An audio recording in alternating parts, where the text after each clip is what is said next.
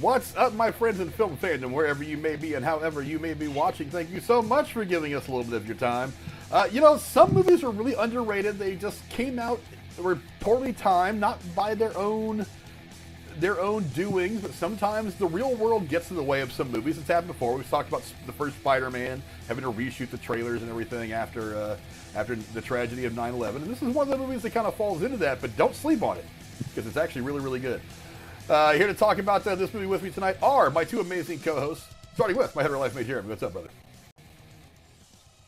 So glad we're doing this movie, because for me, this movie would have been over before it even started. Because I don't even have the urge to answer a phone in real life, so I wouldn't have even fucking answered it. Screw what Kiefer Sutherland said. The phone rings, you answer it. No, you don't. Well, when your cell phone rings, do you answer it? Probably not, if it's, Well, depends on whose name comes up on in caller ID. bustling New York City in the year 2002, bullshit, he had cell service on that thing. I'm just saying. The phone booth was more believable, but yeah, also not only for the fact that we don't have phone booths or pay phones anymore, so for the kids watching, that's how you used to make phone calls, with change in your pocket. Back in my day.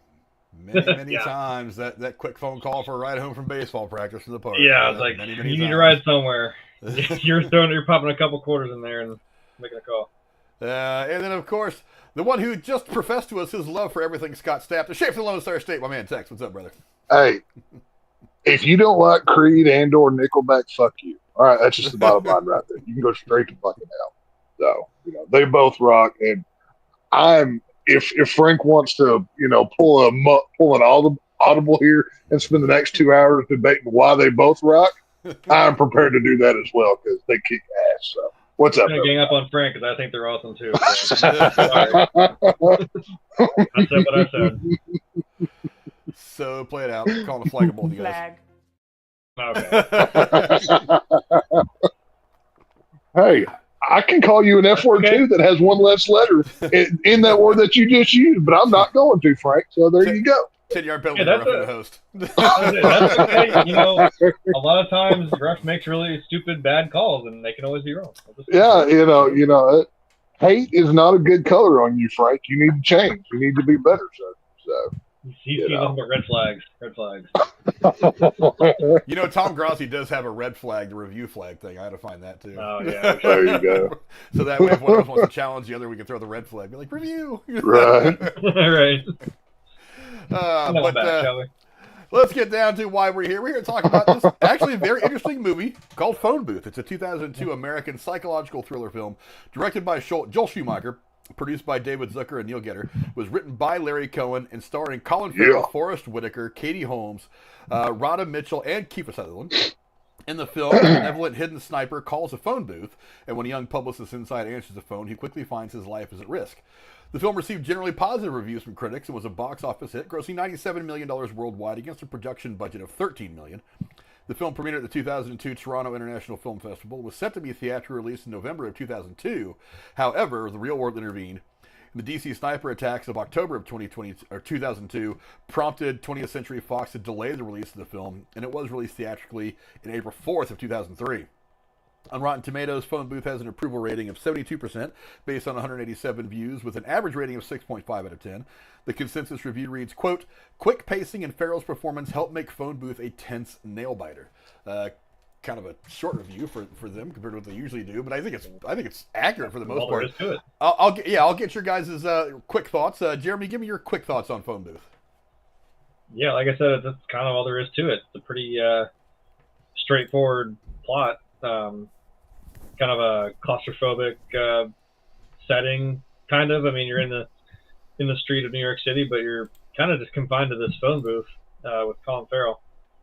And yeah, it keeps going. It keeps you on your toes a little bit, because you got a bead on your forehead, and you reach the wrong way, you put that phone down, it's game over for you or somebody else. So I thought it was pretty fun. It speaks volumes to being able to act when that is just your premise of you're gonna spend however long you made this movie just basically standing in one spot the whole time. So like when I watched Willy's Wonderland, which I don't know if we reviewed, but we should, with Nicolas We Cage. did do Willy. We did do. We Willy did. Wonderland. We did. Okay.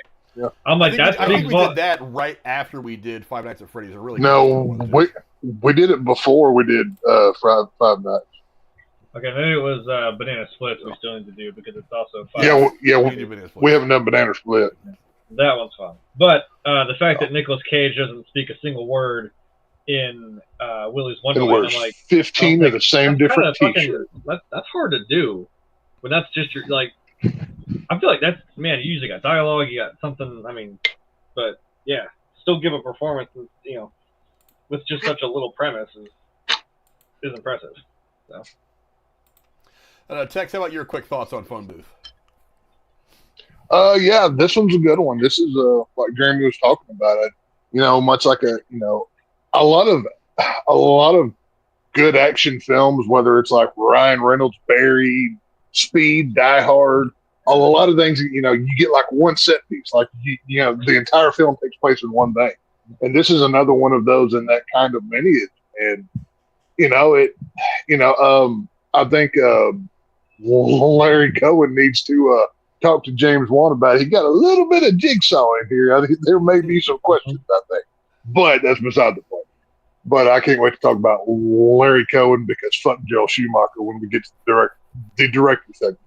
But yeah, this one's a fun one. This is one I haven't seen in a while, so I was happy to revisit it.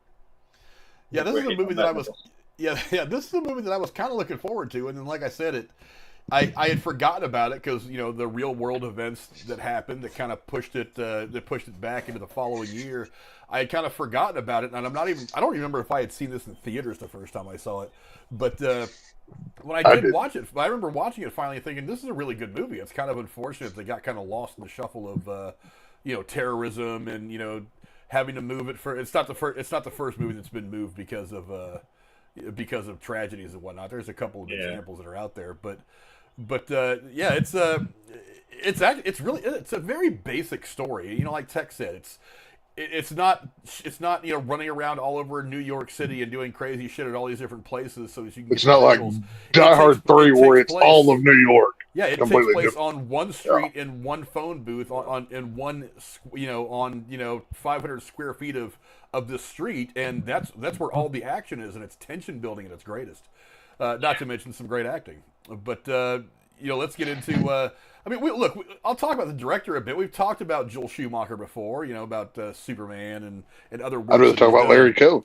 Let's kind of just talk about what he did with this film. Tex, how do you think Joel Schumacher did with this film particularly? Do you like what he did?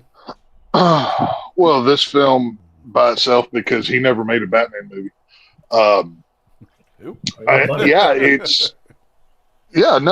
He never ever made a Batman movie. That never happened in the 90s. That's not even the worst part about that movie either. There's so many other things wrong with that movie. But this movie that he did, I like how I love how he wrote Colin Farrell's character in this movie, how he directed him in this movie. You immediately hate this guy the second you see him, and just the tension is all over this thing. This is you would think this was a huge, big budget action kind of thing with, gigantic set pieces, which I guess in New York City technically is. But just the tension in this film alone, it's like you can feel your heartbeat, coming out of your neck through your pulse with so many things in this movie. And it's just, Schumacher nailed it with this film. So is it good enough to forgive other things? No, but I thought he did well. Jeremy, how about you? What do you think of the job that Joel Schumacher did with this particular film? It definitely builds a lot of tension and a lot of racking of your nerves because, like I said, it felt just being in this one little confined area, like you do kind of feel like stuck there with him and claustrophobic in a way. Like, and even though, Colin Farrell's character is kind of a piece of shit, which they did, like Tex said, establish pretty quickly. It's like, man, I still want to see, okay, but how does this play out? How do you get out of this? And also, the whole time you're wondering, is Kiefer Sutherland, what's his deal? It's is he just playing him? Is he, is he telling the truth or not? That's kind of the, or what parts of it is he telling the truth? What parts is he just lying to him? And what's his whole motive? This was pretty well done. Like I said, the acting from all sides was what really sold the movie. And like I said, when that's the only room you have to play with is that little couple feet of that city block. I mean, you got to really sell it with the acting. So it's a good job. Yeah, I mean, overall his career's been very, very good. I mean, look, Falling Down, Seeing Almost Fire. Well, St. Elmo's Fire is one of my 8mm. favorite 80s movies. He's done two movies that are two of my all-time favorite movies in The Lost Boys and Falling Down, which is two movies that we need to get to. Yeah, see, I'm in the minority on Lost Boys. Is it fun? Yes. But it's not even, it may be 9 or 10 on my favorite vampire films. Very low. Now, one movie that he did do, the number 23 with Jim Carrey, that came out like mid 2000. 2007, yeah. That's I think a lot of people slept on that movie and never gave it a fair shake. I really enjoyed that back in the day. It was a fun watch. Now, I'm not going to lie to you. A big part of my love of Lost Boys comes from the fact that they filmed it in my hometown. So I mean, I get that. I mean, yeah, so it's for a town that has had a lot of movies filmed there, that's one of like the top 5 that really stands out. As a matter of fact, every year towards the end of the summer, they put up a big inflatable screen on the beach right there by the boardwalk, the amusement park at the beginning of the movie, and they show the movie. Frank gets his little cod piece on and starts playing saxophone. I 100% do. Let's see. Casey's giving his quick review. He said, "I actually really enjoyed the movie, but by the way, tech sucks."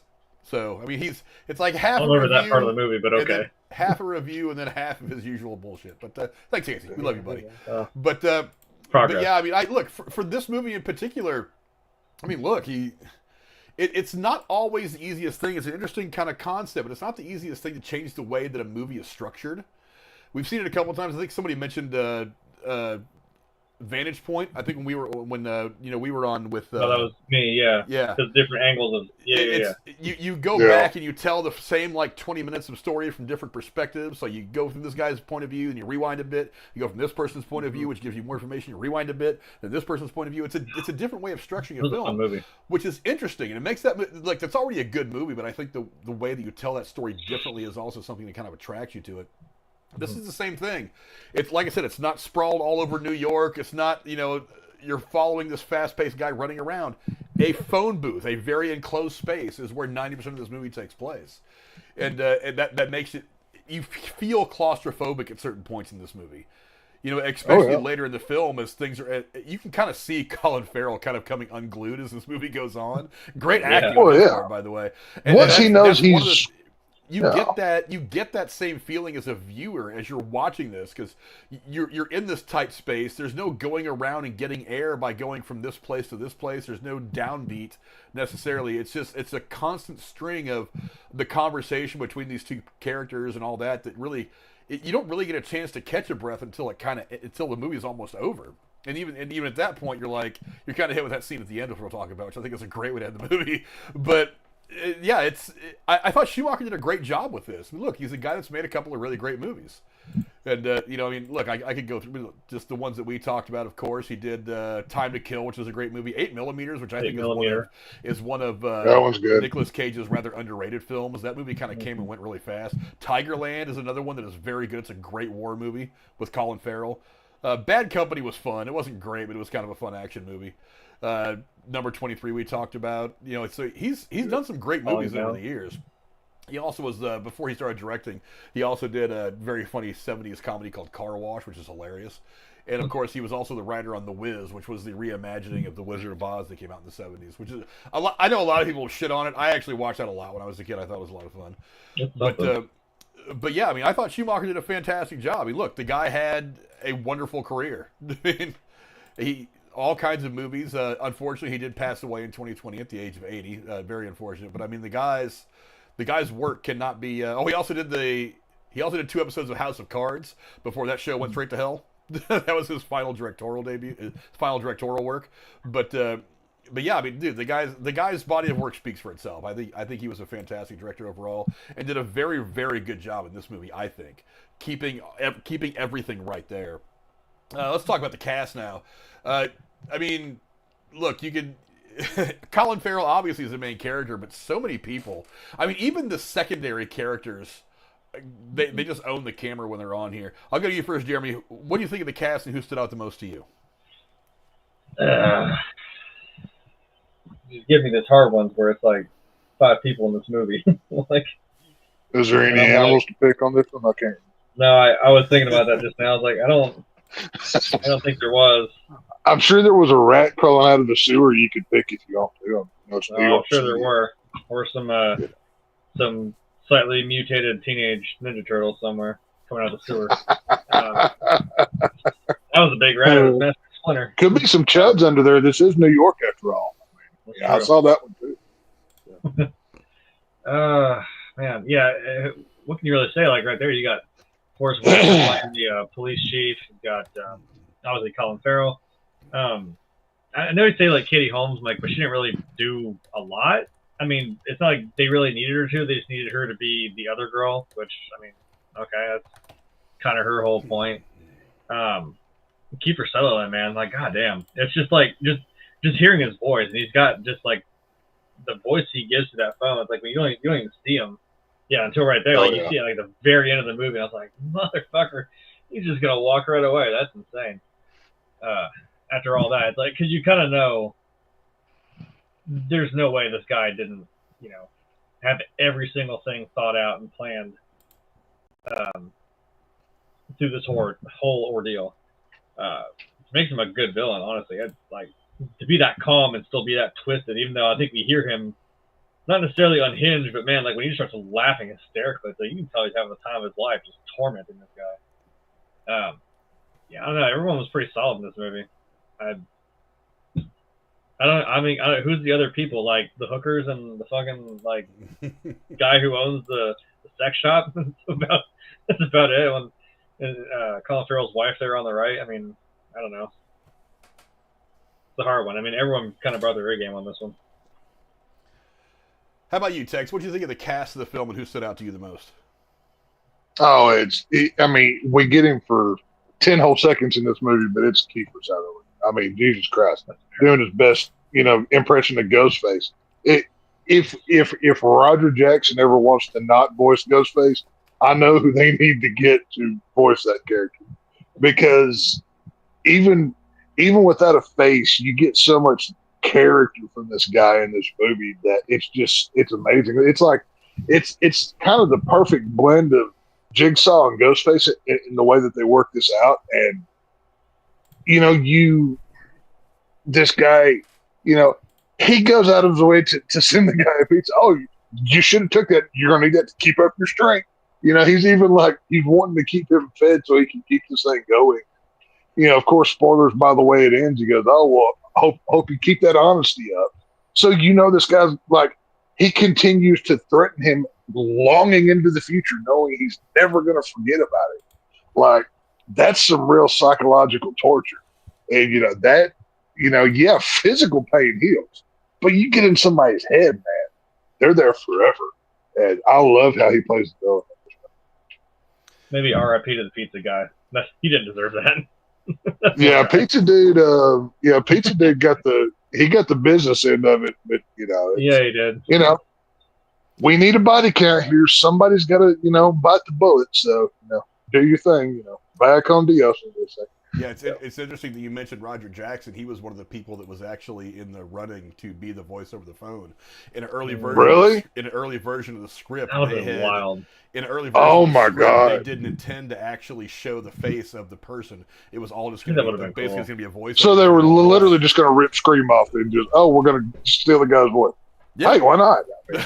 Look, and you're talking about 2002. I mean, they were only what 2 movies into the Scream franchise at that point, maybe 3. 3.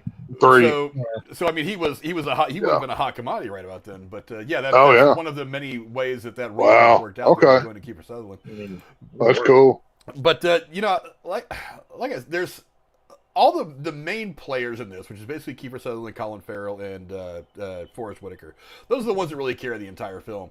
I love Forrest Whitaker. I mean, I could very easily have said it was one of the other guys, but I mean, Forrest Whitaker, he's so good at just about everything. I was watching a movie from the late '90s called Blown Away with him and Jeff Bridges and Tommy Lee Jones, which is a fantastic movie if you haven't seen it. He's in that. He plays a young hotshot bomb squad detective in Boston. And I got to thinking about it. I'm like, he basically plays himself in every movie, but in every movie there's just that one little shade of difference. And I got to thinking about him even going back to like his early career, like Fast Times at Ridgemont High and stuff. It's like there's just all you have to do is put him in a different costume and he just fits. So it's like, you get back to Fast Time, he's the football star. Just put him in Letterman's jacket. He was probably 20-something years old at the time. He looks like a football player in that movie. Then you put him in something like this. Put him in a suit, and he can be a cop. Give him a badge and a gun. He can play a cop. He can play a bomb squad detective. He can play, somebody from a war movie back in the 80s when it's mid-80s. Everything he's in, he fits in so well. I love his gravitas on screen. He owns every piece of dialogue he throws out there. He says it with just the right amount of force, the right amount of authority. Even in times where he's had to soften the dialogue up a little bit, he can do that one little thing where he can change his voice just a little bit and deliver it with a little bit less heat, where it doesn't hit quite so hard. I love Forrest Whitaker. His entire career has been fantastic. But I mean, like I said, the best performance. I didn't really enjoy him hosting the Twilight Zone. That was kind of a miss for me. But yeah, but the Twilight Zone has failed in almost every time they've tried it since the original with Rod Serling. So I can't really put that on him. True. They've tried it so many times in so many ways. I mean, the movie from the '80s had its its well-documented problems. And then people died on that one. That was real bad. They tried it with him. It seems like that was something that existed kind of in its time, and they haven't really been able to bring it into the modern world in a way that has worked. Nobody's ever. Jordan Peele, who is like horror and suspense and stuff, has been kind of his thing the last several years. Even he couldn't really make it work. So. That's the sad part, is like some of the social commentary that they're trying to make the point of is that like all these stories are kind of the same throughout time. It's like you think you could still do it, but that's what sucks. It's like that just hasn't been able to be the same anymore. Twilight Zone isn't effective now as it was back then, because what is Twilight Zone? Effectively, it's horror anthology. We've had 1,000 of those since Twilight Zone came out, so it doesn't quite hit as well as the original. Still shout out to There's Time Enough Now. Still one of my favorites, and I'm pretty sure it inspired Fallout. So it's always a win. Oh, probably. I could see that. But yeah, I cannot overlook the acting job done by Colin Farrell in this movie, though. I mean, from the early scenes, just for the confession speech alone, dude, it's amazing. From the early scenes of him walking around like a douchebag, treating his assistant like an asshole, to like slowly you can see him like. Slowly, like his demeanor, his look, everything about him changes as the film goes on, to the point where, like right here, where he gives that whole big soliloquy, that big speech, and it's like, wow, that's the way that he falls apart on camera is fantastic. The line where he says, holding your breath, because you're like, after he does that, you're like, so what's Kiefer Sutherland going to say to that? You know what I mean? Yeah. The line where he goes, "This watch is fake and so am I." That's the most powerful line in this entire movie. Like, stand and applaud moment or whatever. Like, that may be the best line in the whole movie that he said. And I mean, of course, that whole speech is just incredible. That whole 2 or 3 minutes that he goes just does amazing with that. So, yeah, very, very powerful. I mean, hell, go watch Colin Farrell in the Penguin that, came out recently. Dude, I haven't watched any of the Penguin yet. I need to sit down and just binge Penguin, dude, I waited till it was completely over and I just binged it. Worth every second. You go from loving to absolutely hating him, and then you hate that you love the guy. Like, that's how good he is. Well, even right at the end of that speech he gives at this movie, he even just like it does like the exhale after he's done. He just slumps back into the phone booth and he just goes, "You're not gonna let me go, are you?" I'm like, damn. Like, even after all that, he didn't say anything. He just goes, "You're still not gonna let me go, are you?" And he just goes, "No." I'm like, damn. Well, that's what I'm saying. As far as the caller goes with the killer, that's the jigsaw, because he has the moral high ground. He wants people to be better. right, federal, He just throw the rifle at his head. But he's two-timing his wife. He's a New York douchebag that just thinks he's better than everybody else. Everything about it is fake. This dude's calling him out from a mile away, and I mean, literally, this is Jigsaw, but not in a Saw movie. Which is why I like the bad guy. Bad guy, good guy. It's all interpreted. But it's it works because he's technically what he's saying is right, but he's doing it questionably, and that makes for a complex character. It's like the old question of is might right? Just because you can doesn't mean you should. Necessarily whatever, and plays with some really complex themes here. It works out well. The difference between Jigsaw and Kiefer Sutherland's character is Kiefer Sutherland straight up killed those people. There's no like. Yeah. Oh yeah. Oh yeah. No. Yeah. It's like no. Yeah. He has no bones about the killing complex, even though in Saw 2 he is putting a freaking 357 Magnum in the eye hole of a door that he knows somebody's going to look into to whatever. But hey, it's all good. I know it's the but Jigsaw didn't kill those people. Really, they killed themselves. Right. But no, Kiefer Sutherland straight up just killed the people in the middle of the street. So I have to give credit where credit is due because this doesn't happen very often. But of all the people to make a couple of good points in the chat, Casey does. He said first thing he says is this movie gives me Negotiator vibes. It does in some ways. I see that. Oh, I can see that. That's a good call. But he also says the villain actually has some hero traits if you think about it. He's a smaller scale Thanos. It's like he's doing the wrong thing for the right reasons. If you want to give him that. So hold on. Are we in the fucking Twilight Zone? No. I know what this is. The screen's gonna stop and Ron Crew's gonna walk out here. This is that blind squirrel. This is that blind squirrel finding that nut. They eventually do. We just saw it in lifetime, everybody. Casey's growing. Maybe their osmosis, we're making him smarter, y'all. Maybe if we... One nut isn't going to last him all winter, though. It doesn't. That's great, but he's not going to make it. Hey, it's something. I mean, a broken clock's right twice a day, right? So this is a good job, Casey. We just happened to find Casey on that day. Good job, Casey. Good job. BJ also brings up The Butler, another great Forrest Whitaker movie. I've seen that movie a couple times. I haven't seen that one.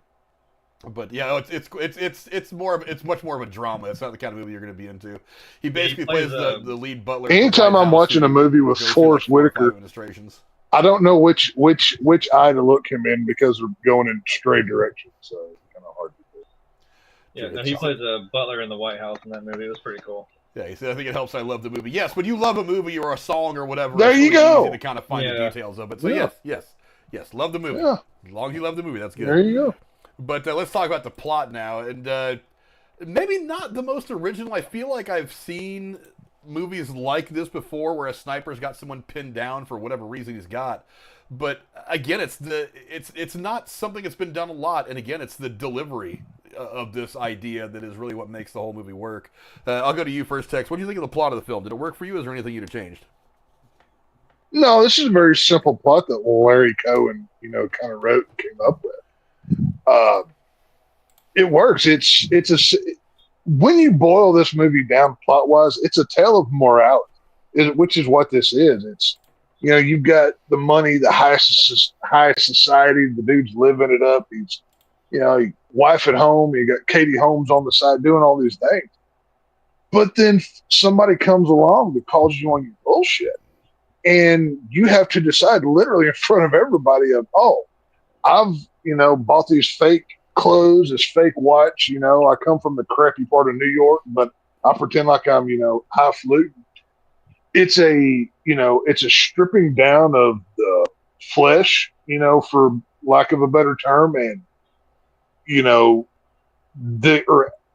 this is kind of one of those come to Jesus moments, as we would say down here. It's, enough of the bullshit, time to be real. And if you're not real, a sniper from a tower in New York City is going to take your head clean off. So, it works. It's an old tale wrapped in a fancy wrapping, and it works. What about you, Jay? What do you think of the plot of the movie? Did it work for you, or would you have done anything differently? Yeah, no, it works for me. Like I said, it's a pretty simple. Like it does have a I don't know if I want to use this phrase, but like a cuddlier version of Saw, like Texas Insane. It's like this guy who's been watching. I didn't see any pig masks in this one, so I think he's safe. Well, so it's not just Colin Farrell. It's like you mentioned, like There's two others. Yeah. 2 other rich douchebags that he kills. That he people watches and sees them in New York City. Just again, same arrogant kind of people that he notices, and teaches them the lesson really the hardest way you probably could, the most stressful way, just like wearing this guy down to eventually, like we said, give that speech he gives at the end. It's kind of like a Joker vibe, where it's like he can knock any guy off his fucking pedestal and bring him down to like his more base human instincts and get him to I'd say more Riddler than Joker, but I get what you say. Yeah, well, we're talking about Riddler and we're talking about Joel Schumacher. We're gonna be careful with that. No, easily in the same. Easily Joel in the same Schumacher set. never.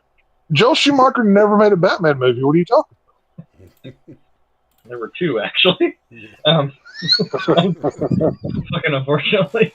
You must be in a different timeline because I never experienced it. Well, like you said, in case he found his goddamn brain, and I don't know, we're in some weird parlay. It was on a different Earth. It was on a different Earth. Right. There's a different. We're in 616. That was 10009.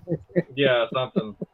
Yeah, man, it works, and I like the ending because it's like, even though you kind of feel like there was kind of a success here. I mean, like we watched Colin Farrell get tagged there and he falls over.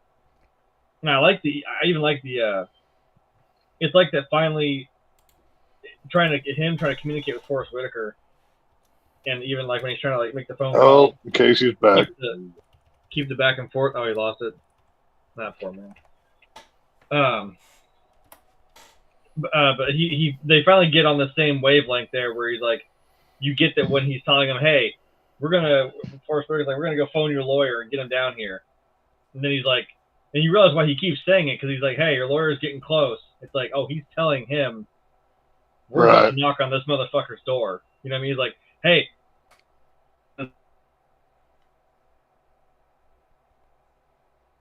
Hello? Uh-oh. I think Jeremy's computer may have done it again. I hope his internet didn't fucking die again. Well, it's not his internet. He's having computer problems. We were talking about it the other day. Yeah. But while he's coming back from, there was an incursion is what happened, and the 616 and the 10. I hate to tell you, crash. It all happened in his house. The TVA got him. He saw, this Grim got out of his timeline. We got to get him back to his. So that's what it was. But I'll talk real quick about the plot while Jeremy's working that out. I thought it was really good. I mean, like I said, there's something about, look, typically a movie like this is good guy versus bad guy in some way, shape, or form.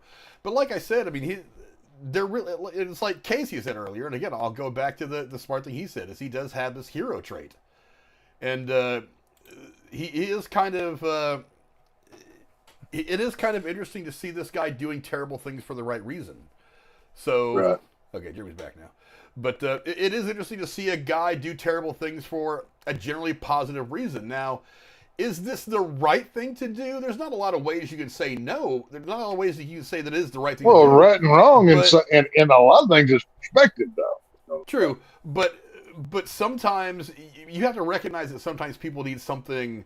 They need something jarring to make them act the way that they should be acting. You know? Yeah, we got you. Here. Yeah, you're here. Sorry, I was trying to vamp a little bit while you were figuring your stuff out.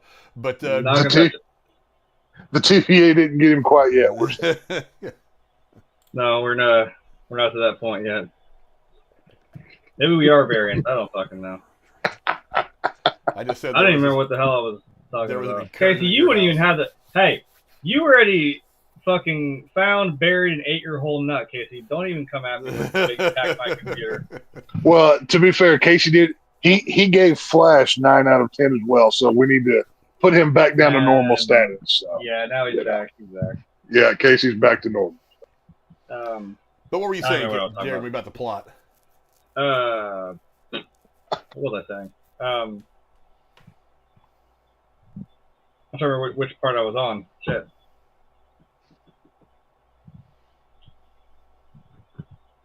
Fuck, I don't even remember now. Start over again if you have to. Fuck it. It was just like I said, it was a less violent version of Saw, like I said. So, we kind of. Oh, I remember now. I was on the whole like him and Forrest Whitaker finally getting on the same wavelength and telling him like, Oh, "Hey, yeah. your lawyer's coming, and he's it's like he's realizing, oh, they're about to knock on this dude's door and take him out. And I kind of wish, I'm like, I know he's still got that cocky side to him where this whole time, and as soon as he tells him, like, hey, we got your lawyer down here, and he realizes, like, we got you, motherfucker, and I'm like, don't give it away yet. Don't do that, Colin Farrell. You don't know for sure. It's the same thing as like, oh, keep the kidnapper on the line so we can track the call from every other movie of the last 50 you hear, like, years. the phone drop. That's what that was. Right, yeah. Yeah, and I guess I was just going to send it out with, it seemed too easy that they got in there and I'm like, you see a body, and I've seen enough Walking Dead to know, I'm like, I don't see a body or someone dead, I don't see their face. No. Because I thought that was cool. They wheel him out there on the gurney, and they're like, yeah, we couldn't save him. And they're like, oh, let me see his face. And he's like, ah, shit, it was the pizza guy, like, from the beginning. I was like, no way. Like, this is this poor pizza guy. I was trying to give him just deliver the pizza to the phone booth. And then when you see Colin Farrell in the back of the ambulance, drugged up, about to go to the hospital, and then you just hear that same damn voice speaking to him, and he's just zoning in and out of them drugs. You get Kiefer Sutherland right at the end of the fucking ambulance, just talking to him. You know, just like Tex says, like, yeah, well, I hope you keep that honesty going. And just leaves. I'm like, damn, that is ballsy. I also don't know how he solid line. Not just that, but I like the detail of not even, he doesn't want to leave a fingerprint on his shoe, so he puts like a rag over the toe while he's touching his foot.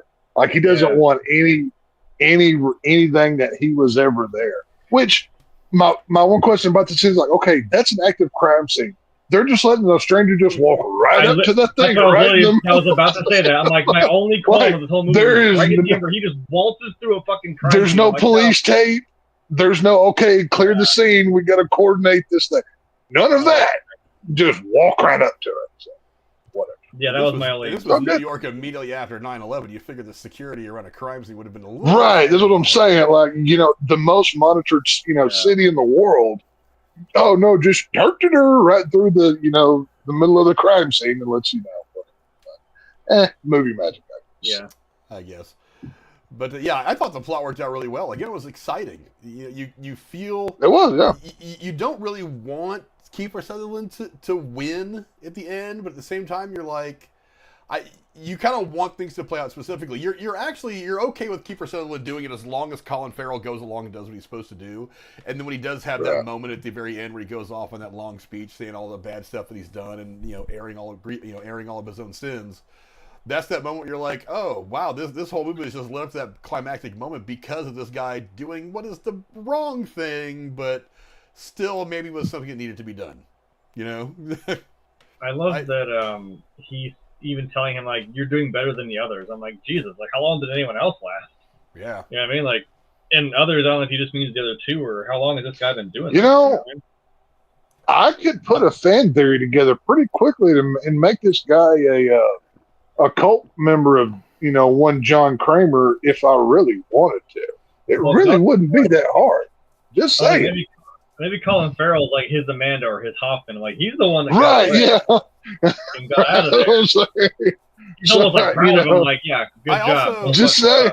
Also, as I was watching this again for the review, I get to thinking to myself, I'm like, this guy's so tech smart in 2002 tech. Right. Why didn't he just get his cell phone instead of making him go to this phone booth? Well, I mean, I guess by having him go to the phone booth, he's kind of trapped there. So you have to follow him around. That makes sense now. Okay, never mind. I talked myself out of that. Yeah, it might be a little easier to do it with a hard line like phone like that than the cell phone. It's probably a little easier to do. Also, when it does the flashback of the other guys that he has done this to, At least one of them, as I recall, wasn't anywhere near a phone booth. He was just like out in front of a building. He just had like a cell phone. Yeah. He just took him out right there. I was like, yeah. Weird. I think he was just out in the street. I don't know. It's just weird for me. But yeah, I think the plot worked out really well. It's like I said, it was a cool story. It was cool. Again, this is really character driven for kind of an action drama thing, action thriller thing. I think this would be. Well, it was written by Larry Cohen. This dude, I mean, he's an exploitation B movie master. Everything from It's Alive, The Stuff, Q the Winged Serpent, Maniac Cop franchise, all of these huge 80s horror films that you may or may not have never seen. We've covered The Stuff, I know. I don't think we've done any of the others. This dude was known for like his 80s to like early 90s B movie exploitation. And in a way, this movie fits within that model. You know, just go look up Larry Cohen and some of the stuff he's done. The dude's a drive-in icon. I mean, he's, you know, for the kind of movies that I like, all of those movies, you know, he knows how to write a compelling, interesting story. And it comes through in this film with the script. Well, let's take a minute to talk about Larry Cohen. You mentioned him earlier, and I was, you know, going through his filmography, and I was like, you have to mention a few of these things. You know, Uncle Sam. I mean, who doesn't love Uncle Sam? Yeah, I'll go to you first, Jay. I mean, looking through some of his stuff, It's Alive from '74. Great movie. Let's see, Full Moon High. Q. He just mentioned Q the Winged Serpent, which I haven't seen that movie in years. The Stuff, which is something we reviewed a long time ago. One of my favorite fucking B movies from the '80s. We did that one a while back. Return to Salem's Lot, the Maniac Cop movies. All three of them, bro. Not to mention, he was a writer on a lot of stuff that you would know. I mean, let's see, Cellular, which is a movie that I think is wildly underrated. That movie came and went really, really fast, but it's a pretty by the way, Cellular is basically this movie as well, by the way. It's damn near the exact same movie. Very cool. Cellular was good. The X with that was a decent movie as I recall seeing it a million years ago. He did the 1993 version of Body Snatchers with let's see, Meg Tilly was in that one. Arlie Ermey was in that one. Forrest Whitaker was in that one as well. Let's see, look at some other older stuff. He actually did some work on what is it? The TV run of why am I drawing a blank on this? Fucking it's a TV show. Great TV show from the '60s. The Fugitive. From the Fugitive TV series from the '60s. He did writing on that. Yeah. He did writing on Sam Benedict, another great series. He got to work with Hitchcock, man. Like, you know, that's something. Yeah, I'm looking at some of his TV stuff right now. I'm like, good God, NYPD Blue, Masters of Horror, back in the mid aughts. Columbo back in the '70s. Well, when it comes to Larry Cohen, he does so like. What? Did somebody say something? No, I was reading, so I was like in broad daylight. I'm just. Sorry, I couldn't hear well. Sorry. No, I was going to say like he's a New York guy. Like, you know, if you ever listen to him, he sounds like he belongs on The Sopranos or something. He's, you know, New York through and through. So the majority of his films take place in New York, and it's just, I mean, if you haven't seen the Maniac Cop movie, I freaking love those. They're tremendous. Q the Winged Serpent. It's one of those like beast movies that they had very low money to make. Uncle Sam from the early '90s. It's a guy that goes overseas, gets killed, comes back, and puts on an Uncle Sam outfit, kills people on 4th of July, which we should review, by the way. It's an amazing early '90s schlocky B movie. Sounds like The Purge 3. It's a zombie dude. Like there's a Uncle Sam guy walking on stilts. He basically knocks him down off the stilts and butchers him. Takes the outfit and just kills people. And nobody, like the blind kid is the only one that knows because it's his uncle or something. I can't remember. But so many good movies that Larry Cohen has made over the years. I'm a huge fan of the guy. I think that was the worst part of that Purge movie. Is they market the shit out of this Uncle Sam and this Lady Liberty, and they see her for like 3 fucking seconds and they die. I was like, oh, right, yeah. We'll market your movie with that and just kill them. The Purge TV shows are better than the movies. Like, I love that the second Oh, season. well, then I'll really love it because I love the fucking movie, so I'll definitely like the show. Oh yeah, no, the Purge season 2. It's all they follow one bank crew or one crew that's going to rob a bank, and like you get to see them planning it over the whole season, and like how it's executed and everything else. It's really fucking good. It's pretty badass. Yeah, he also has a few acting credits. The one that jumps out to me is Jeremy. I don't know if you've ever seen it or not. Tex, you may have the Spies Like Us movie with Dan Aykroyd and Chevy Chase. Dan Aykroyd and Chevy Chase. Yeah, I've seen that. I think I've seen that. Yeah, I think I've seen it. He was the Ace Tomato agent in the beginning of the movie that brings the two guys in the briefcase and they put him in the closet so they can look at it without him seeing it. I think we need to recreate this movie, but Tex would be the caller. But it's going to be pretty easy to identify who the bad guy is. The amount of y'alls alone would give me away. But, Well, the South is pretty big. It could be any one of them. Yeah. Now, if we recreate it here, I can blend in. Up in y'all's neck of the woods, I'm out in 10 seconds. Like, they're going to know quick. There'll be some pockets where you can get away with that. Trust me. Right. I just need to find some Ohio yeehaw people to blend in with. You know what I mean? Well, there's plenty. There's plenty. Plenty of yeehaw people in these parts. Right. And then you got, me, don't you know, talking about ranch on everything in Cincinnati chili. Yeah, I would stand out. Just a Midwestern. I'll just sit back here and wear Cincinnati chili. You guys fucking stand out like a sore thumb. Ought to be put in prison for making Cincinnati chili. Put it on fucking spaghetti. It's disgusting. You watch your mouth. That's why I get the vegetarian three-way when I go there. I don't like a lot of vegetarian dishes, but the vegetarian three-way is so much better than the chili. Fine. Hey, There's I no point will. to that. I know chili, and I know what's not chili. I consider myself an authority on the subject, and Cincinnati chili can eat a bag. You don't even know. You haven't even know. It cannot eat a bag of dicks. Can I tell you why? Because that means there would be meat in it. There is meat in it, but okay. Now BJ likes Skyline, but I do too. That's the funny thing, though. It's like Skyline chili. It's like if you grew up here, you like Skyline chili. If you didn't grow up that's why here, I'm saying that too. Yeah. But I'll make y'all some chili that you put on top of your head. Your tongue will beat your brains out. I'll make you some real chili. Oh, I'm not doubting that. I'm just saying. Yeah. It's just different here. Wow. Yankees. Casey said if I was a caller, they would never catch me. Well, I mean, you do have a distinctive. If Casey was a caller, they wouldn't be able to. You wouldn't be able to say half of the word. I'm gonna shoot you in the head. Shut up. Well, technically, that'd be the dead giveaway right there. That's all it would take. Let me come down with my wrestling belt. He would get him on the phone and be like, "Now I want you to tell everybody you're doing bad, but have you ever played the Superman game that I was just streaming? It's a pretty good game. No.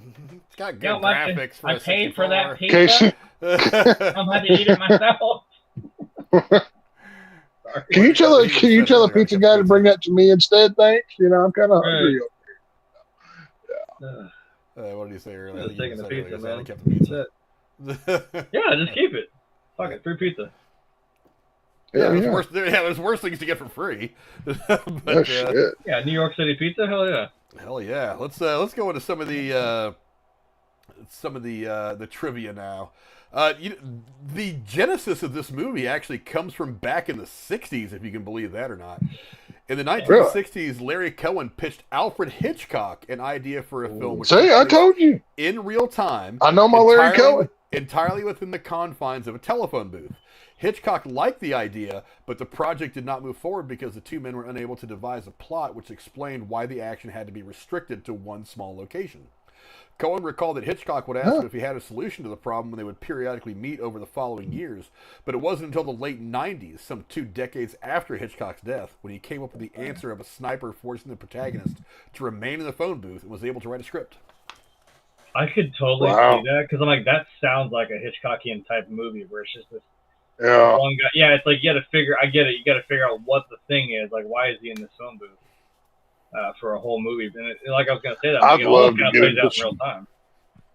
We so need to review Psycho. I don't know if y'all have ever done it or not. We need to do Psycho. Oh, that's a we classic. Psycho. Oh, we should. Yeah, there's a few classic movies I want. That's one of the reasons why The we did Birds, at Nosferatu. least. Birds, I mean, there's so yeah. many. I just Oh, watched yeah. The Birds So many. not long ago.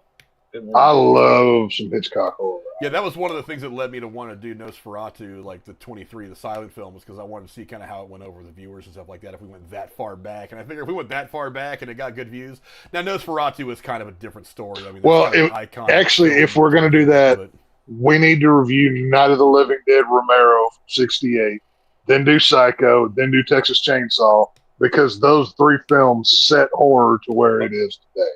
Seminal way, pieces. Excuse me. By the way, somewhere, I don't know if it was Netflix, but somewhere I saw Night of the Living Dead from 68, but it was colorized. And I don't like it in color. I've I know. seen it in color. I don't like it. It's a different experience, and I was like, this It is is. weird. I'm like, I Yeah. don't like it as much because I like it lends itself to that black and white film. Now, Yeah. I like the joke of, like, when they're watching the TV is still in black and white, because I'm like, It's still black and white, yeah. Yeah, that's it's so funny. I don't know. Yeah. It's worth your time to watch it if you've seen it enough times, like we probably all have. It's Oh, worth a yeah. watch, but man, I don't know. It doesn't hit the same, but it's an interesting watch nonetheless. Like there's other the other colorized versions of like Nosferatu. There's other scores that people have put to it, music wise. That changes your experience of the movie. So if you ever find some of those, go ahead and Well, watch them. yeah, it's Interesting. well. That's what I'm saying. You can directly. I mean, obviously the Universal horror films of the 30s. If you really want to go back, hell, you go back to Phantom of the Opera. That's just had its 100. It's having its 100-year anniversary this year. Holy But shit. for more modern stuff, you can go right from Romero to Hitchcock to John Carpenter, and their 3 corresponding films. And I mean, people still, do. I mean, it's called the Hitchcock moment when the director shows up in the movie that they still do to today. You know what I mean? So. See, some of the casting possibilities that could have happened. We talked about who could have been the voice on the phone. Another one who could have been in this movie, it was Jim Carrey. He was actually originally cast as Stu Shepard, but he dropped out.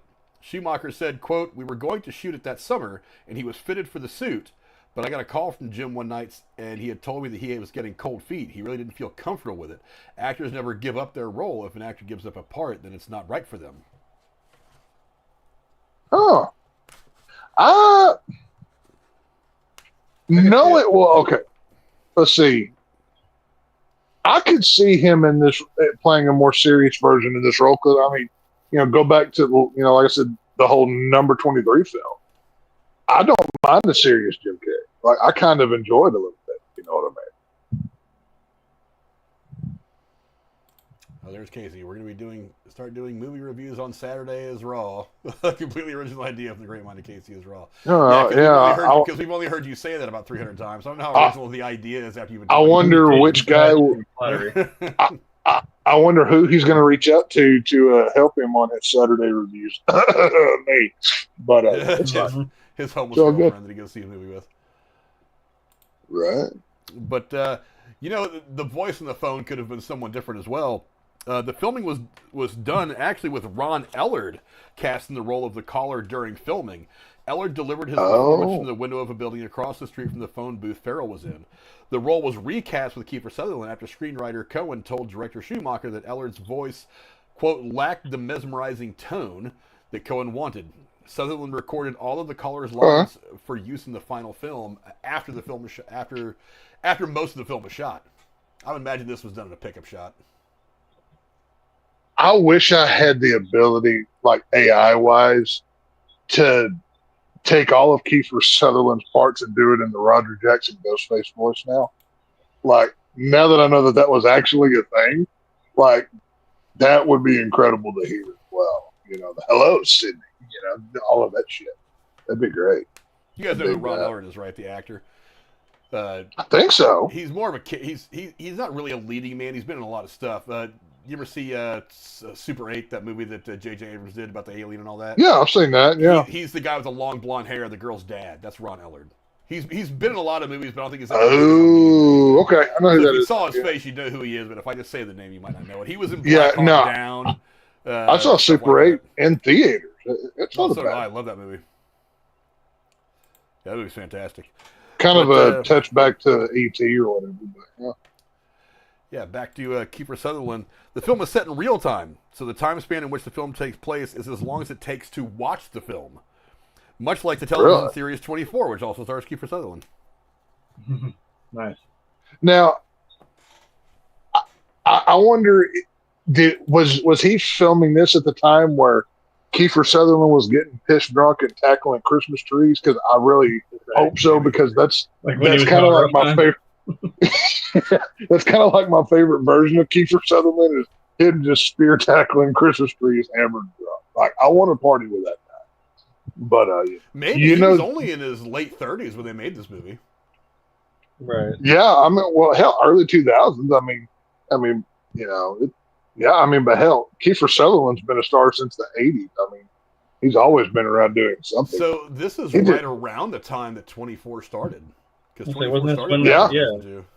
Well, Yeah. 24 came out and then it got canceled there, and then they brought it back for a couple seasons. Oh fuck, I can't remember what years that was. 2000, Yeah, that was 2010, then it came back in 2014, but that was without him. Yeah. I think. I don't So know if yeah, that he was the literally in or the not. middle, or like at the beginning of 24. Yeah, that dude was busy at that time. Well, they 24, had that was a hell of a show, man. Live Another Day, which was like a series event. It actually took place over the course of like 3 or 4 hours. And then there was the spin-off that came that had dude from Straight Outta Compton. I assume. It was Never actually saw pretty Straight Outta good. Compton. It was Straight Outta Compton's a good movie, especially if you were an NWA fan Mhm. back in the 80s, like I was. That was I don't actually like not. rap. It was actually not a bad. It was actually not a bad movie, not a bad series. It only lasted for like I think it technically took place over half of a day or something like that. So it was only 12 episodes, but it wasn't bad though. Okay. A lot of people wondered if that show was going to work without Kiefer Sutherland, but it actually wasn't half bad. I really do like Corey Hawkins. He's the one that ended up kind of taking over the role of not the role, but kind of like he was the one who was the center of the show. But yeah, it wasn't bad. Let's see. I mean, how many times, guys? Should I set the over under? I'm going to set the over under at 100. I want to see if you guys can get this or not. How many Okay. times is the word fuck said in this movie? I was like, I swear to God, Over. it's a fucking F-bomb. Over. Under. I'll go over 125. No. 128. 128. What did I say I was setting it at again? I was reading something. 100. 100. 100? Okay. All Yeah, no, what do I'm you- gonna what It do said you a say, Jack? lot in this movie. Yeah, but I don't think it's that many times. I think it is. I want to say like 70. I'm not like higher, but not like 100. The word fuck was said 143 times in this film, according to Holy IMDb. shit. Wow. Fuck, Okay. it was not. Who said that? Was it your fucking beacon of truth? Fucking- Is that if that's coming from IMDb, I'm gonna have to throw that challenge flag. You know, I'll throw in a flag too then, because Yeah. no. True. I mean, IMDb is not always accurate with some of its stuff. That's why there are some pieces of trivia I'll pull. Well, I'm like, that's kind of there's- important. I need to go source this somewhere else before I put it in there. Give me a second. There's been at least 3 or 4 times where just me with my paper notes, death count alone on movies, I prove them Yeah. wrong. So I question them on everything. So Yeah. just say it. And they know it too, because I think they actually not only did they take out their message board, which I thought was kind of stupid. They did that years ago, but I think they also took out Right. the ability to edit some of these things. So who the hell knows Yeah, how long these things have been up there? Because there was 2 pieces of trivia I found up there. One about telephone booths. One of them said that as of the making of the film, there were so many telephone booths left in New York, and then another one said I'm like, not now. that that the last telephone booth was taken out in this year. They weren't conflicting. It was just like they were one was obviously outdated. And if I'd have used it, because it was interesting, if I would have used it, it would have made me sound stupid. And I don't like sounding stupid. 'Cause It that's no was fun. like recently they took out the last one or something. I actually thought I'd put that in here. I don't know why I didn't. Actually, That was recently-ish they took out the last one in New York. Yeah. Maybe that's why. Maybe that's why I have one that's doubled. Let me see if I can find it again. I'll. Now, I still think I don't know if it's 140, whatever you said. I still think it's over 100. I will say that as far as saying. 143 is what they have in here, but you know. Well, it was under because it didn't Again, seem like it was that that could much. be. I don't know. That could be wrong. I'll have to No, scroll like down a it's little bit, said find quite a the bit, one. like, but I don't trust MDB as far as I can throw them when it comes to stats on anything. We've proven them wrong so many times, just in conversation, like it's fucking ridiculous. Yeah. Hell, Here it is. Dead Meat is hell, that's the reason Jeremy watches their shit before we do a review of a horror film, because they actually pay attention to their shit. Actual people I don't like got us time to at sit Dead there and Meat, freeze frame every. Yeah, so more power to the guy. right? I do that. Well, Like that's like my OCD of which is why I take paper notes, is because it's how I remember things, and it's it's just why I can prove IMDb's full of shit 99% of the time. Yeah. I did find this piece of trivia I find interesting. On May 23rd, 2022, the city of New York officially removed its very last public payphone. I was gonna say I knew it was like recently. So I wonder where they all went. Like, did they just melt them down to build something else, or Metal and glass. I mean, you could recycle it and something. yeah? Well, it's like it could be recycled. I mean, well, Scrap it. I'm sure most of the glass was broken, by that point or whatever. But the metal could have I wonder been what you melted do down. Do I something. wonder what you with do it. with the phone itself, like the electronics and shit. I wonder what you do with that. I don't know. It's hopefully they never invented cell phones in Superman's world, because where else would he change it? Where's he gonna change? You know? Well, apparently he can just spin in place like fucking Wonder Woman and just. I boom, swear- there he is. If James Gunn doesn't have a phone booth in his new Superman movie, I'm gonna have to give it a failing grade. So Wait, You didn't heard he? it first Wait, here. time James shot Gunn. of him changing the phone booth. well, didn't he in the first movie? Didn't he like run through the spinning door, revolving door? True. Actually. oh yeah, That too. Yeah. That. you Yeah. Yeah, but it's not. I mean, it's not the phone booth. It's we're I gonna know, need that's the one phone booth, James Gunn. So by Yeah, God, it's it better Doctor be Who's there. getting kind of awkward because you don't have any police call boxes anymore. So Right. you're the only one in existence. Here's some more interesting Right. casting stuff. Here's some more interesting casting stuff I didn't put in here initially. Will Smith was at one point attached to star in this movie. That could have been interesting. I could see it at that point in time. He was still hot. It's got a similar tone as Oh, yeah. Enemy of the State, which I think he was really good in. Believe it or not, him and Gene Hackman. So it's got a similar tone. Yeah. To that, so I see how that could have worked. Actually, 2002, didn't he? That was Men in Black 2, right? So maybe he was busy doing that.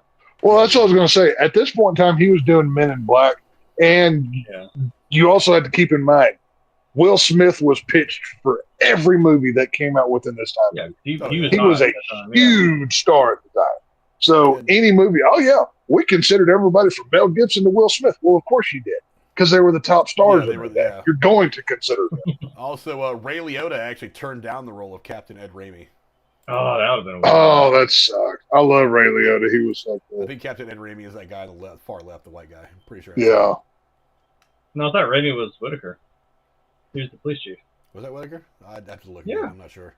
But, Yeah, I think Jeremy's right. Yeah. I think I'd rather have Forrest Whitaker, to be honest, as much as I love the. Yeah.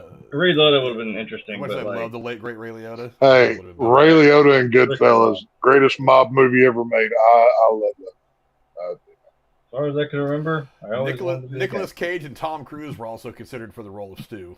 I'm kind of glad it didn't go that way. It'd have been Yeah, funny if probably it was Tom Cruise, am I right? Because he's after that like Katie Holmes looking chick. Ha ha. Well, they probably couldn't afford Tom I caught Cruise at this yourself. point in his I career, caught your right? goddamn. I caught their joke. Like, we're gonna do a scene from Jerry Maguire. I'm like, ha ha ha, because it was Tom Cruise, right? You say you complete me, I'm gonna smack you. But once again, Tom Cruise, one of the top actors of the day. Of course, they're going to be considered. Yeah, he was too busy jumping I on mean, the couch on Oprah in 2002. So if I'm writing a movie and I say, oh, I want Glenn Powell to play the lead character, I considered him. Well, he's been considered. That doesn't mean I gave the dude a phone call and shot him an email. If I think, oh, hey, and he's been considered. So you have to keep that in mind. That's because we just want him to be a thing. And he's already a thing. Well, he already is a thing. And, it is what it is. Yeah. And Yes. when they make, the harsh truth, live action film, he's going to be in my seat sitting in front of Art the Clown, as a yeehaw person. So it's going to be good. Oh, God damn it. I never figured out me and Frank. That'll be an interesting one. All the things that could have happened in this movie. Let's see. Mark Wahlberg actually turned down the role of Stu Shepard, and he turned it down to star in Planet of the Apes, which came out in 2001. Well, Great choice there, Wahlberger. I'm glad your career did not suffer for that. And when I Right. say suffer He for got that, to- I don't mean the decision. I mean just being that terrible. Planet of the Apes Marky movie. Mark. He had the chance to make out with a monkey girl. He couldn't pass that up. He, had to do his thing. Old Marky Mark. Marky Mark. So that's one of Damn those dirty castings where that's one of those castings I look at it and I'm like, whew, dodged a bullet on that one. Yeah, we did. Because it's like not a bad actor. I mean, look, I still say that Rockstar and Boogie Nights are his two best films by a lot. But he's fantastic. I like Rockstar. He's fantastic in Boogie Nights. Well, wait, when was The Departed? Was that like 2003? I don't know, but I've 3 or 4. I've liked that movie. I just don't like it as much as other people do for some reason. It's a good movie. It's a good movie. But, 2006 was Departed. Okay. But I've seen so many people kind of like build that up as like it's the best crime movie ever, and I'm like, No. I could name 10 that are unobjectively better. Heat being one, Casino, Goodfellas. I think is better. But I Godfather. was like, it's good. The problem with that movie is people tend to think it's good because it has a lot of Scarface. big legendary names in it. And I'm Well, like, yeah, but there's been a lot of movies that have had all-star casts that have gone straight to shit. If you're talking crime movies, I think Johnny Depp's Blow is one of the best crime movies ever made. I really like that. I have that movie on Infinifilm. Wow. Wolf of Wall Street, another really good crime movie. Wow. I mean, you get Margot Robbie, and she's showing all her grocery. She goes all the way, whatever. So, yeah, Wolf of Wall Street, real nice. But this was actually the fourth collaboration between actor Kiefer Sutherland and director Joel Schumacher. They worked together before in The Lost Boys, 1987, Flatliners in 1990, and A Time to Kill in 1996. All of those very good movies. Hell yeah. Well, Kiefer Sutherland's a hell of an actor. I mean, he's just one of those guys. He's got the voice. You can hear him. Just hear him. You know exactly who that is. Very, very defined characteristics about him. He does have one of those voices too. We were talking about it last week or so on over on Werewolf's channel about when we were doing our Gene Hackman retrospective, and he is one of those people that has that really unique voice. So if you find a role, when you find a role, his voice is almost its own character in the film. That's why I understand why they went from Ron Ellard to him, because he does have a tone that kind of it encapsulates all kinds of ways that you're trying to deliver a line. Like he can just talk, and if the context is he's just talking to his wife about something, then it works. Or if the context is him trying to be really mysterious and foreboding, like in this movie, he just works. He's just got one of those voices that you can put dialogue anywhere and it will fit into the moment that you're trying to create. Well, and especially for a movie like this, when your face is not going to be shown, it's once again just like Saw. You for the most part, you don't get to see John Kramer. You don't get to see Tobin Bell. What do you get of him? You get his voice on those tapes that the person puts in, greetings, welcome, I want to play a game.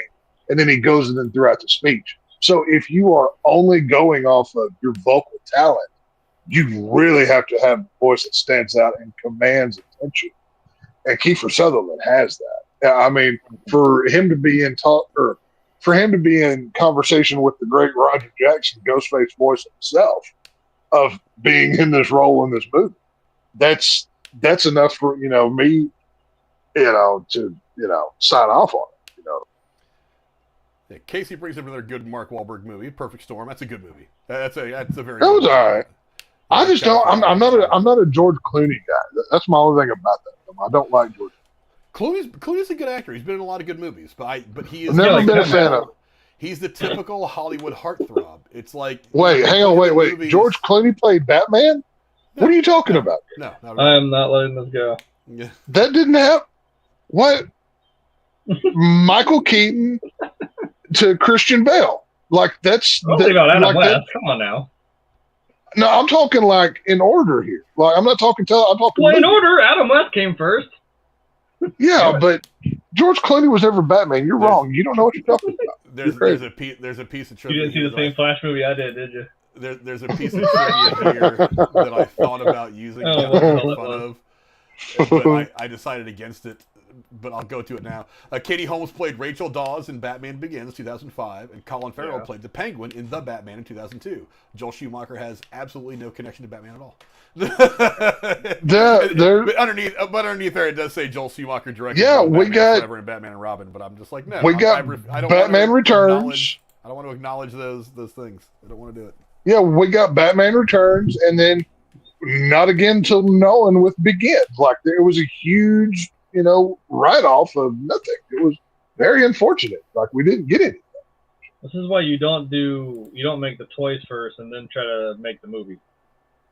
To be fair, you're like, we made all these cool toys for Batman. Now you have to make a movie about it. They're like, what? Okay. Well, weird. To be fair, I mean, obviously I'm playing up the whole, ignoring of Schumacher Batman because it even says, I mean, Jay and Silent Bob Strike Back, they were a 90-minute gay joke. Like they even call it out in those movies. Like every time a character shoots up in that film, we have to get a close-up shot of their privates and butthole.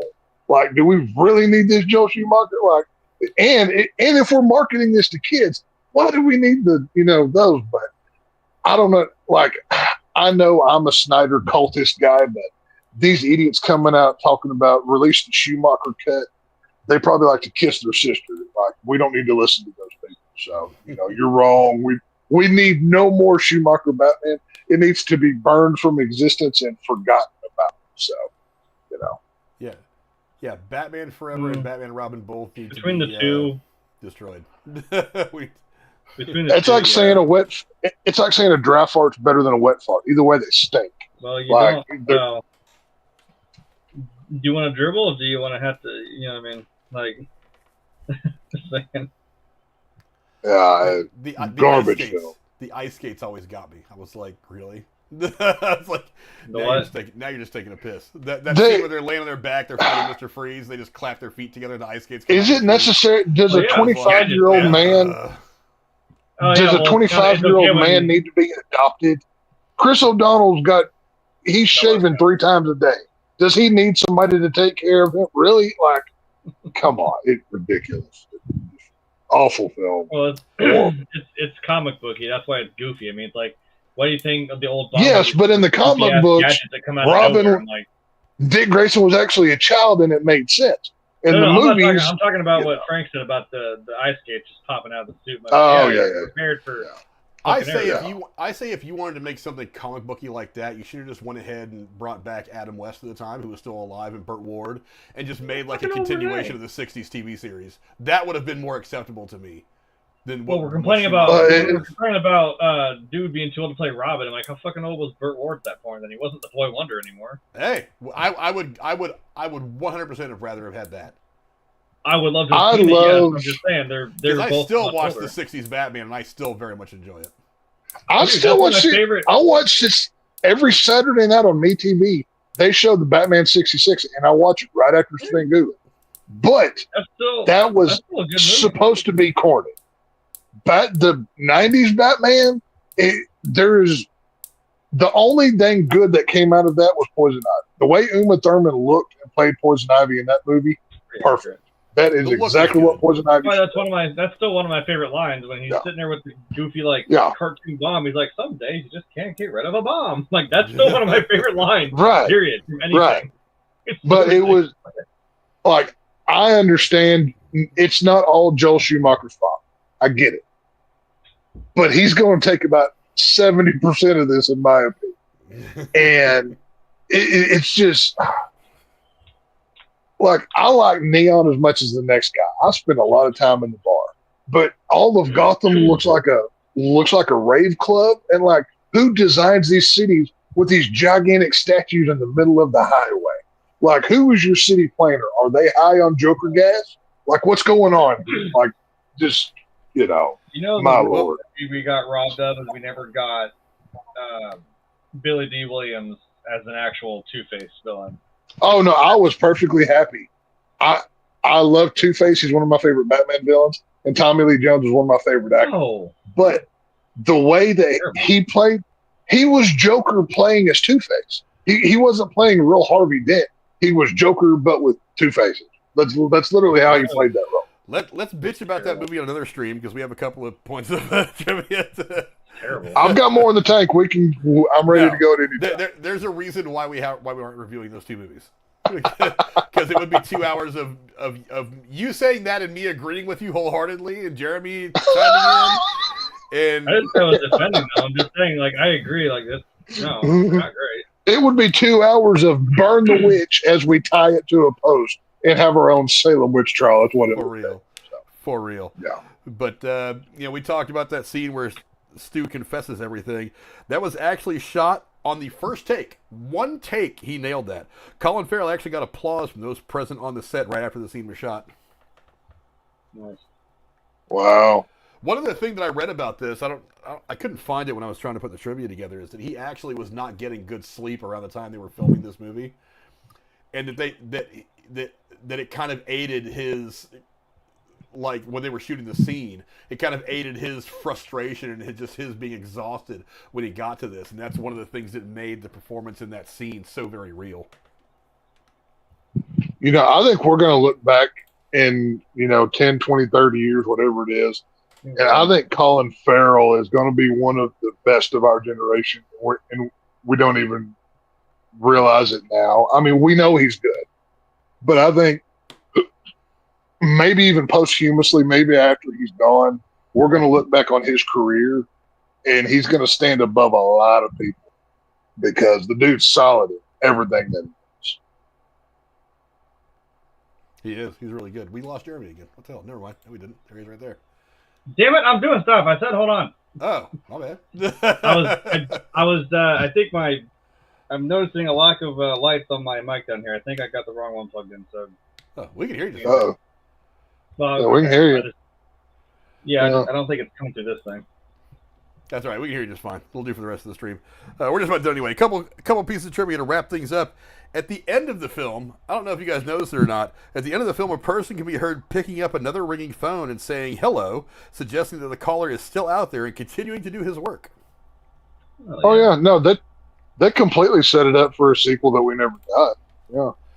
I don't think they were setting it up for a sequel. I think that's exactly why they did that, is they wanted to instill in the mind of the viewer that he is out there and still doing his thing. Now, would it have been possible to do a sequel? Sure. I mean, it's right there.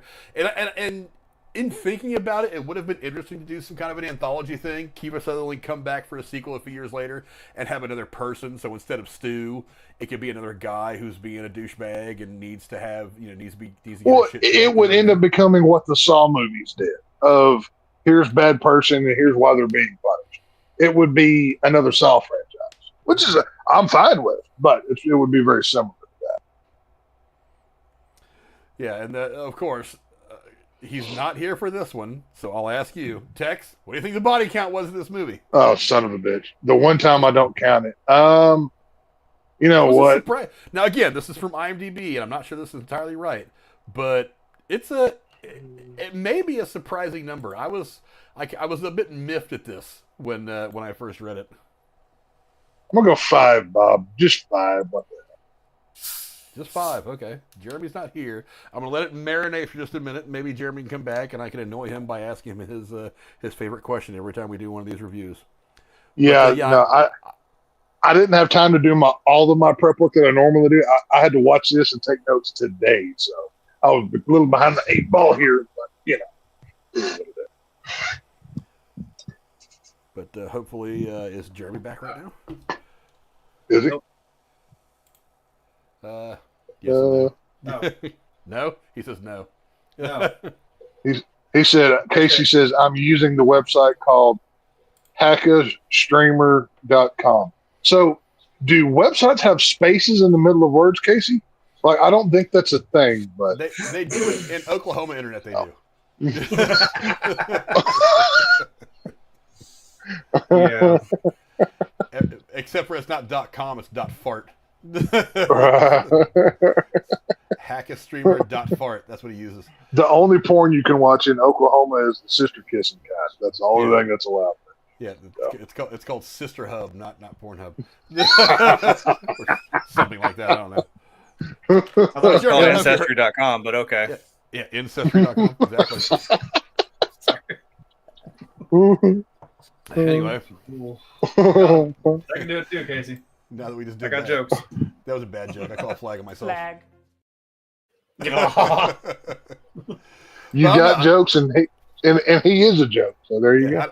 I don't know if you heard me, Jeremy, but I was just saying, what do you think the body count was in this movie? For the. Well, I guess if we're counting the other two guys, Yeah. Plus the pizza guy. yeah, pizza guy.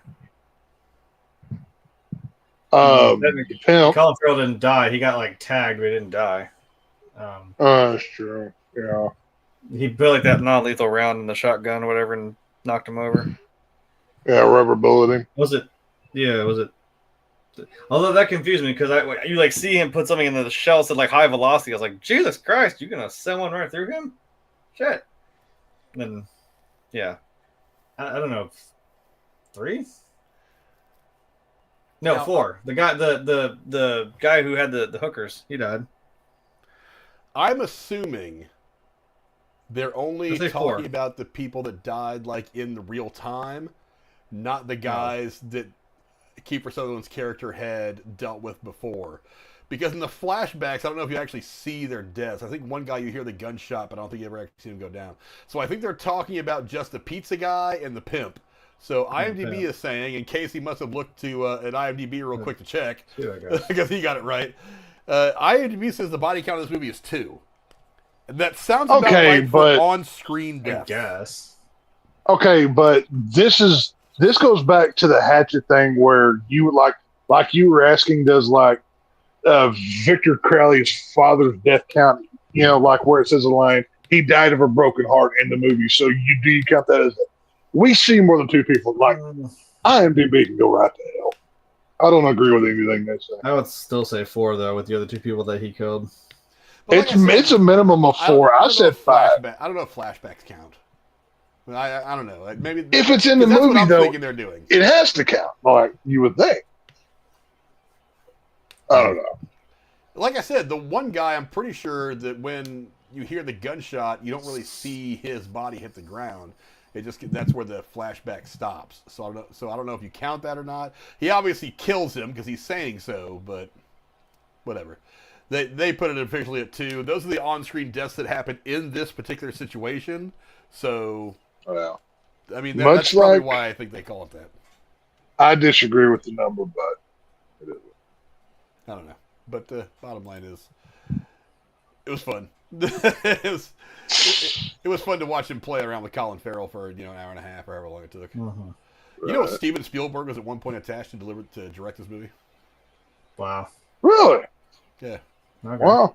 But to be fair, there are so many movies, attached to Spielberg in some shape, form, or fashion now.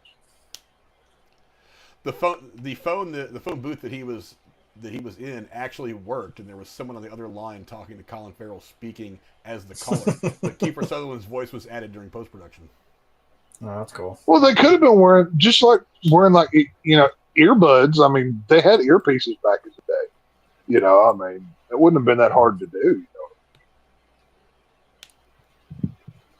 Oh, here it is. According to Kiefer Sutherland, Colin Farrell's tears during the confession scene were real. Farrell, who lives with chronic insomnia, I did not know this, was not able to sleep the night prior, and he was crying at the mere concept of shooting all day. Lucky for him, he nailed it on the first take. Yeah. He did that on one take. Jesus Christ! Wow. Fucking guy's good. Well, like I said, sometimes yeah. it gets to the scene where you're supposed to be exhausted. You're supposed to break. Emotionally distraught. Yeah. Yeah, you're emotionally exhausted, not just physically, and that's the state that he was in. So he was just like, I'm going to throw it out there just because being in that frame of mind at that moment, that's what leads to that great performance.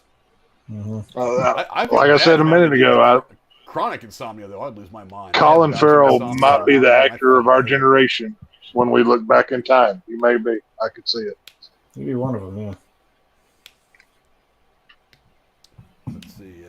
I'm just scrolling through to see if there's any other. Oh, all the scenes were shot in order as they happened. They were shot chronologically. Oh, that's cool. I like when movies do that. Like now, it doesn't often happen, but that is cool. It depends on the movie. Sometimes I think it would help with the creative process if you did something like that. Yeah. Well, if you've got a movie with 5 different set pieces, it's really hard to do chronologically because you have to set up, tear down, everything else.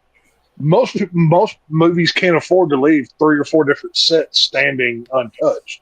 So if you've got a movie like this where it's a phone booth on the side of a New York City street, you don't have to do anything else. So it works out. Like one of my favorite things is knowing that, like in Zombieland, they actually filmed the ending part at the carnival first. That was the first thing they did.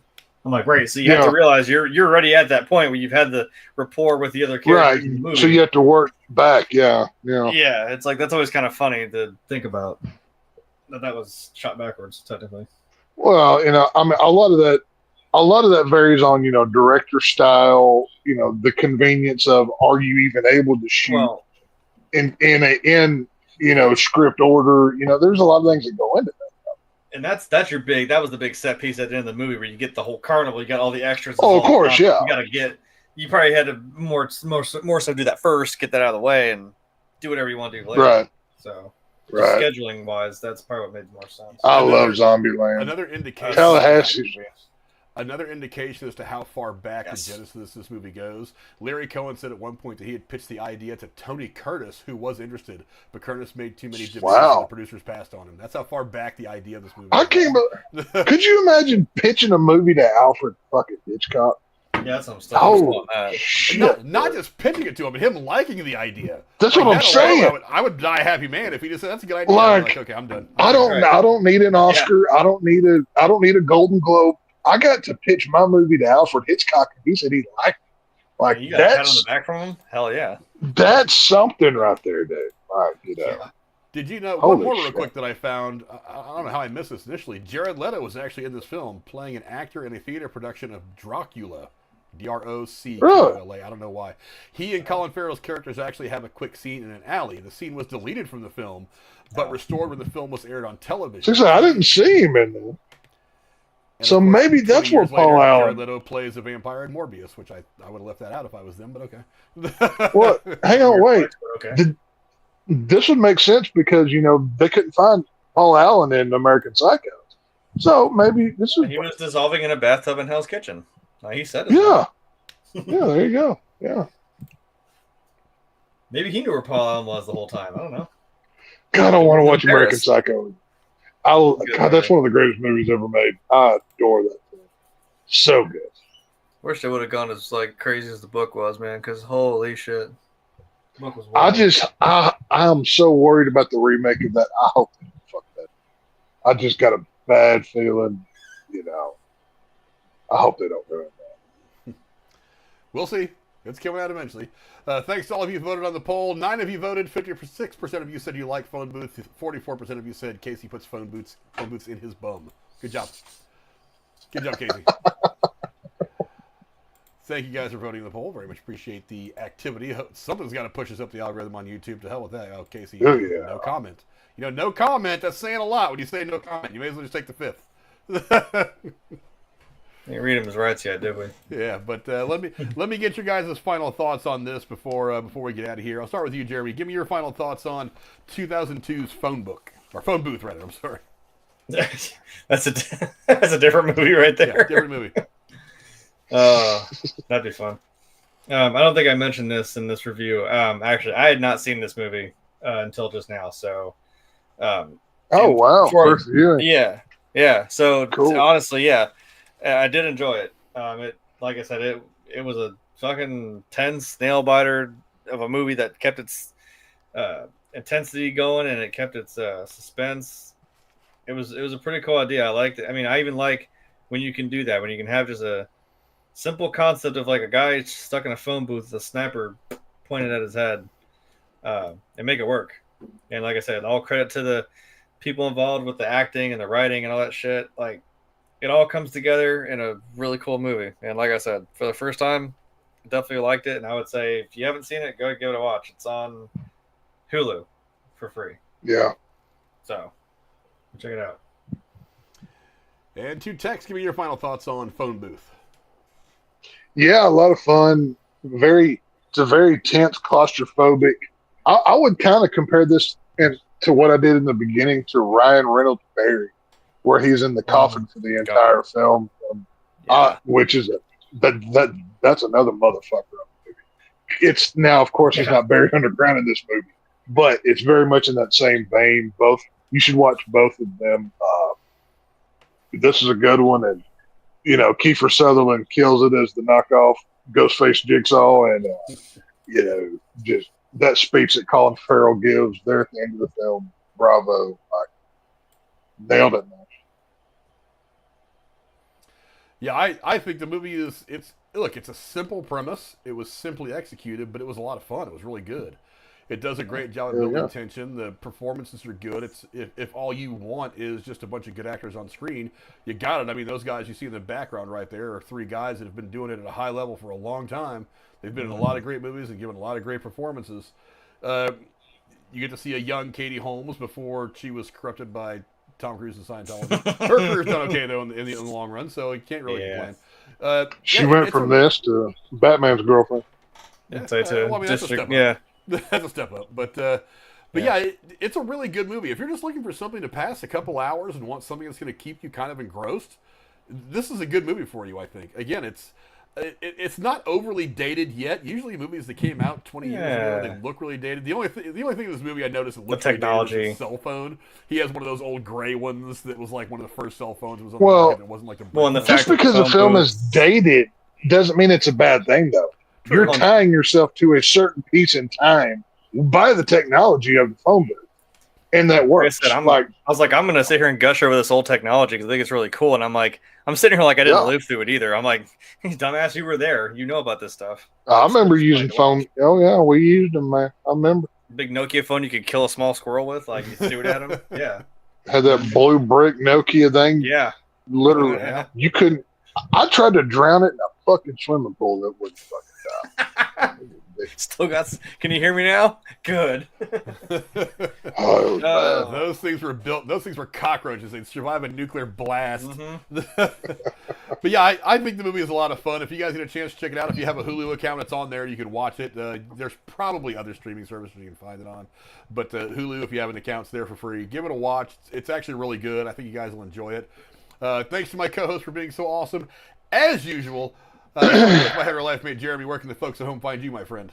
You can find me here Tuesday and Thursday, and because I just saw him turn his head out of the corner of my eye when we're not doing Die Hard, which came out even before this. Although I'm pretty sure for the last 50 years they've been making Die Hard movies, so I don't know.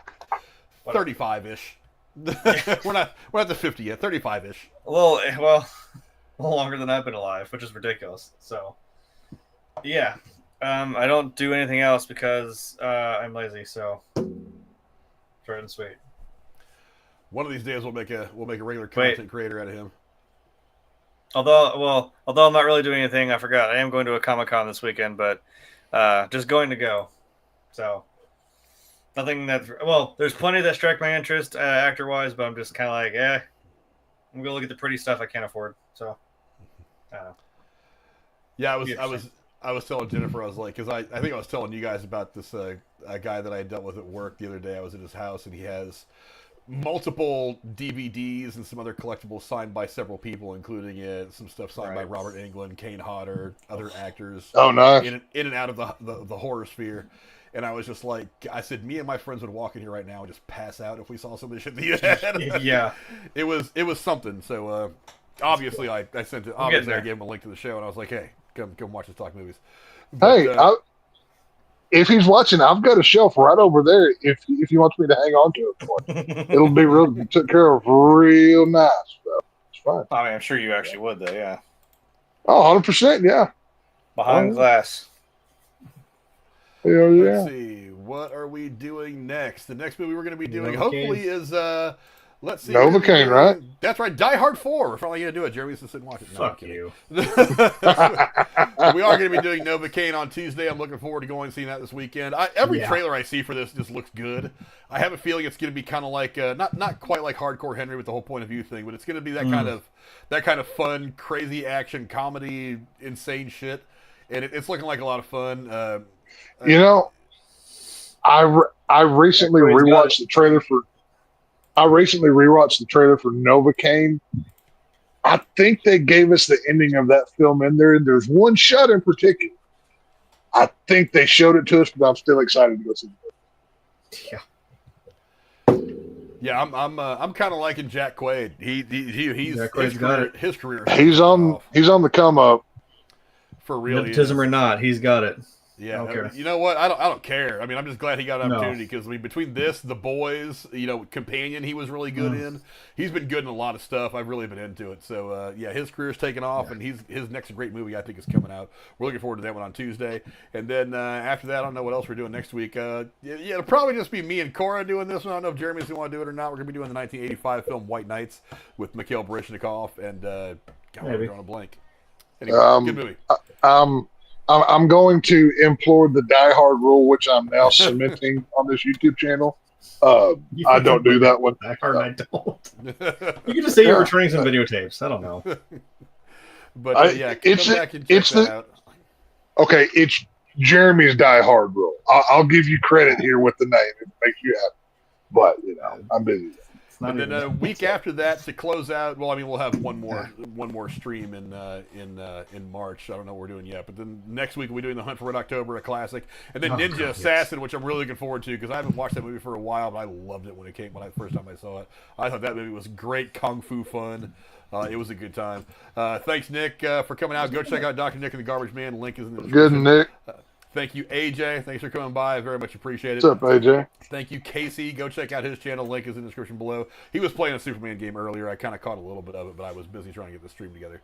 So go check out Casey and all the other great gamers. Go check out all the really cool people that are down there in the description. All these movie fans out there are really they're having great discussions about films, horror, all kinds of stuff. Go check out all these people. They are really, really cool people. And, of course, Casey likes Diddy's white parties. Yeah, he does. Okay. He really does. Casey wishes he could get it. AJ said so, and if I read it on the internet, that means it's true.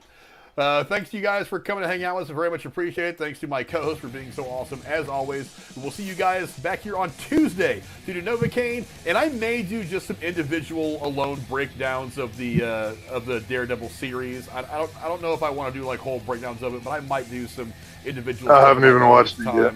As time goes on, I'll probably try to do that this weekend and try to get caught up on the first 3 episodes. It's been a pretty good show so far. The last. I'm nervous. Ended with a real big surprise moment. I was not expecting it, but thank you guys for coming to hang out. Very much appreciate it. We'll see you guys next time. Till then, adios. See y'all next week. I think the trouble I had with Katie Holmes is why in the next movie she suddenly turned into Maggie Gyllenhaal. That was really awkward. Well, Really a weird choice, but Xenu. You go from hot sequel. You go from hot Katie Holmes to see. That's the most unbelievable part about Dark Knight is people fighting over Maggie Gyllenhaal. No two guys. That's probably why they killed her in the movie. So I don't know. Rachel. Harvey Dent. Xenu told her to leave the movie. That's what she did. Well, hey, Katie Holmes. Yeah. Katie.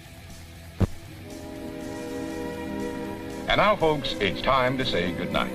We sincerely appreciate your patronage and hope we've succeeded in bringing you an enjoyable evening of entertainment. Please drive home carefully and come back again soon. Good night.